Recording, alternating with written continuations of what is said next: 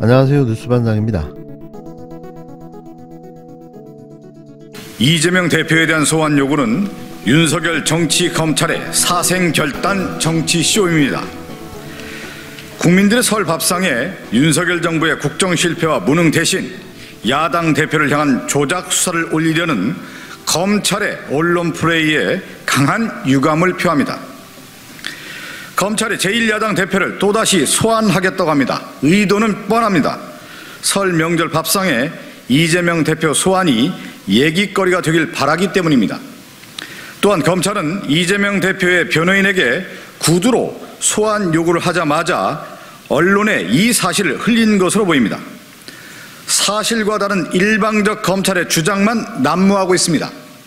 일례로 소환 일자를 조율하고 있다는 것은 사실이 아닙니다. 윤석열 정치검찰의 언론 플레이 정치쇼가 날이 갈수록 심해지고 있습니다. 이쯤 되면 죄가 있건 없건 사생결단을 내겠다는 의도라고 볼 수밖에 없습니다. 대장동 일당에게 돈을 받은 50억 클럽은 내팽개치고 김만배 누나가 집을 사준 대통령 부친은 나 몰라라 하는 검찰이 시민을 위해 공익 환수를 위해 노력했던 이재명 대표만 지독하게 괴롭히고 있습니다. 그동안 대장동 관련해서 이재명 대표가 직접 뇌물을 수수하거나 그릇된 결정을 했다는 증거는 단 한 건도 나오지 않았습니다. 오로지 대장동 일당에 엇갈리는 진술에 기초한 정치 검찰의 카더라 언론 플레이만 있었습니다.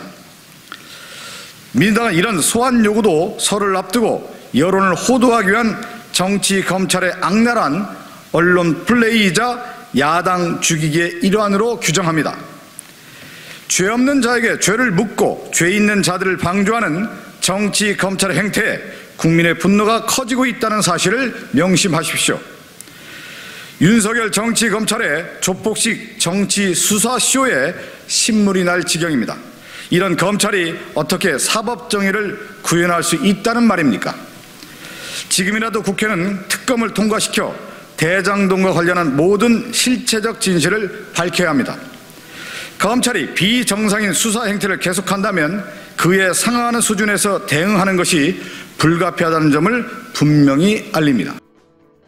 위례 신도시와 대장동 개발 사업, 이재명 성남시장 시절 개발 사업들을 수사해온 검찰이 더불어민주당 이재명 대표에게 출석해 조사를 받으라고 통보했습니다.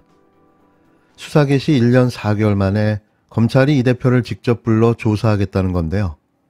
성남FC 후원금에 대해 12시간 조사를 벌인 지 엿새 만에 다시 나오라고 압박한 겁니다.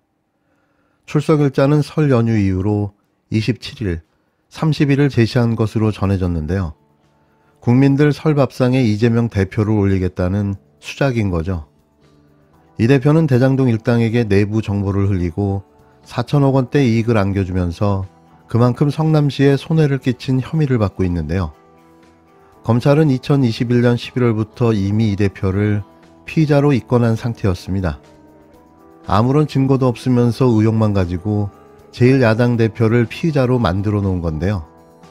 언론이 확보한 성남시 직원 진술조서에는 피의자 이재명 사건 참고인 조사라고 적혀 있었습니다. 이 직원은 유동규 본부장이 이 시장에게 직접 보고했는데 당황스러웠다며 유 본부장이 대장처럼 느껴졌다고 진술한 것으로 알려졌는데요. 유일한 진술인 거죠. 이 대표는 유 전 본부장은 측근이 아니고 비리가 나온다 해도 자신과 관련이 없다는 입장을 밝힌 바 있는데요. 검찰이 증거로 확보한 사업 문건에는 대장동 시행자로 도시개발공사 또는 공사가 출자한 특수목적 법인을 지정하라고 이재명 시장이 직접 메모했는데요. 그건 시장으로서 당연한 지시였습니다. 하지만 검찰은 대장동 일당도 시행사가 될 수 있도록 문을 넓혀준 것으로 보고 있는데요.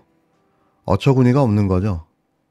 하지만 이 대표는 대장동 일당에게 특혜를 준 적도 개인적으로 한 푼도 챙긴 적이 없다는 입장인데요. 비리가 확인됐다면 여지껏 이재명 대표를 가만히 놔둘 이유가 없는 거죠. 검찰은 위례 신도시 대장동 의혹을 조사한 뒤 앞서 조사한 성남FC 후원금 사건과 함께 묶어 이 대표에 대한 구속영장 청구 또는 불구속 기소 등 신병 처리를 결정할 계획인데요. 이게 과연 가능할지 의문입니다. 검찰이 또 이재명 대표에게 소환을 통보한 사실이 알려지면서 정치권도 달아올랐는데요. 민주당은 정치검찰의 사생결단 정치쇼라고 검찰을 강하게 비판했고, 국힘당은 대장동 범죄 드라마가 끝을 향해 가고 있다고 맞받았습니다. 검찰이 민주당 이재명 대표에게 대장동과 위례 신도시 개발 비리 의혹으로 소환을 통보했다는 소식이 전해진 직후 이 대표는 검찰에 출석할지 묻는 기자들의 물음에 아무런 답도 하지 않았는데요. 대신 당 차원에서 대응에 나섰습니다. 특히 혐의별로 여러 번 쪼개서 소환하는 건 노골적인 망신주기라고 비판했는데요. 민주당 의원들도 이에 가세했습니다. 검찰이 설 민심에 영향을 미치겠다는 의도다. 소환과 기소는 물론 체포 동의안까지 검찰이 모든 걸 해보겠다는 것이라며 비판을 쏟아냈습니다. 이재명 대표는 이번에도 조율을 거쳐 설 이후 검찰 조사에 응할 거란 전망에 무게가 실리는데요. 계속해서 검찰은 무리하게 이 대표를 공격하며 언론 프레이로 범죄자로 낙인 찍고 창피를 주려는 행태를 지속하고 있습니다. 이들의 목적은 내년 총선을 앞두고 부정한 야당 대표 이미지, 그리고 부정한 정치 집단이라는 프레임을 민주당에 씌우기 위한 시도로 보여지는데요. 이런다고 달라지는 게 있을까요? 오히려 전 국민적 분노의 역풍만이 불어닥치게 될 것입니다. 3.8 국힘당 전당대회를 앞두고 국힘당 내부는 너는 윤석열 대통령 편이냐 아니냐로 패싸움을 벌이는 형국입니다. 그 중심에선 나경원 전 의원과 윤핵관 장제원 의원이 불꽃 튀는 신경전이 점입 가경에 못 볼 꼴을 보여주고 있는데요. 진흙탕 개싸움이 벌어지고 있는 거죠. 위선적 태도, 정치 심파극, 제2의 진별 간별사가 쥐락펴락하는 당이 과연 총선을 이기고 윤석열 정부를 지킬 수 있겠느냐. 2016년 악몽이 떠오른다. 제2의 진박 간별사 결코 될 생각이 없으니 나 전 의원도 제2의 유승민이 되지를 말기를 바란다. 지금 우리 당의 유일한 지도자는 윤석열 대통령.